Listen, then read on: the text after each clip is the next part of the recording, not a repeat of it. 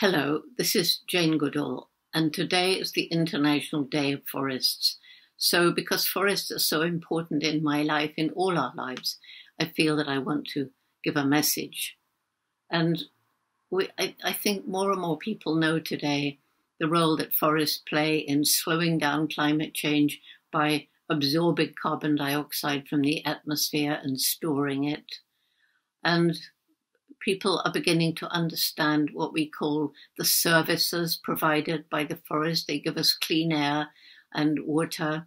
They provide food and clothing and so much else. They provide livelihoods to the hundreds of thousands of indigenous people and others who depend on them for their very livelihoods. And the problem is that we are destroying forests. We destroy patches of forest the size of a football pitch every few seconds.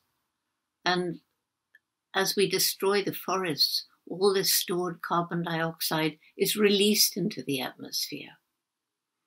We need forests, not only to slow down climate change and to give us these actual foods and clothings and so on, but because of what they can do to us for our well-being. It was the Japanese who started forest bathing. Go into the forest, be in the forest, and feel what the forest can do to heal you.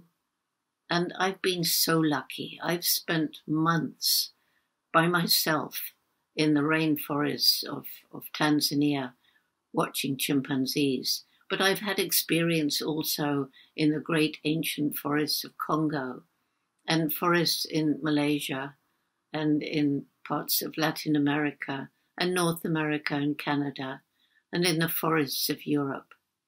And I have come to have a feeling for the forest for its own sake. Being out in the rainforest alone, you forget yourself. You become one with this amazing world of the forest. And out in the forest, you learn about the interconnection of all the forms of life, how every little species of animal and plant in the forest has a role to play. And as they become extinct, so we tear holes in the tapestry of life until eventually a whole ecosystem may collapse. When I'm alone in the forest, surrounded by the greens and the browns, it's a whole experience that I can't find in any other place. Just be quiet. And you hear the singing of the insects and the birds. And you hear the little rustles as small animals go about their business. And maybe you glimpse the bright colours of a butterfly as it goes past, or the feathers of a bird, or see a little tree squirrel running up the trunk. And perhaps a monkey.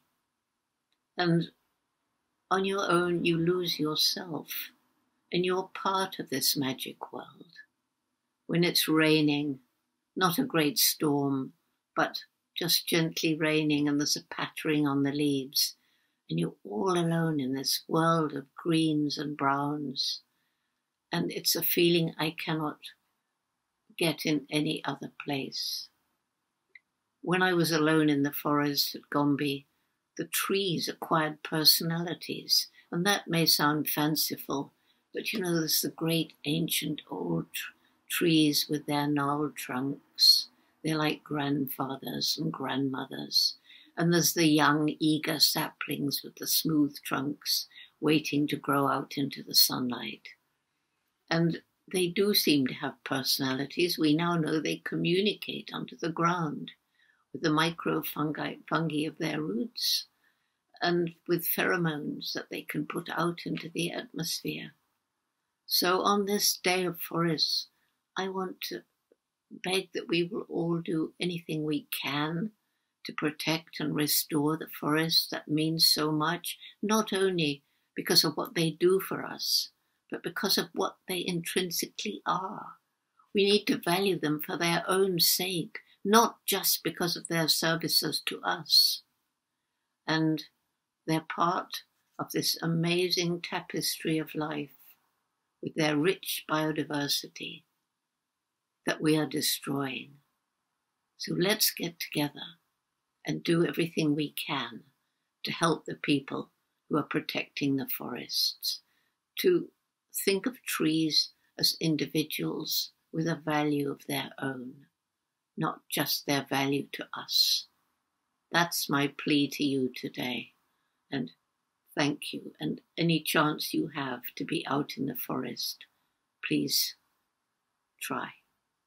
Just see what it will do for you. Thank you.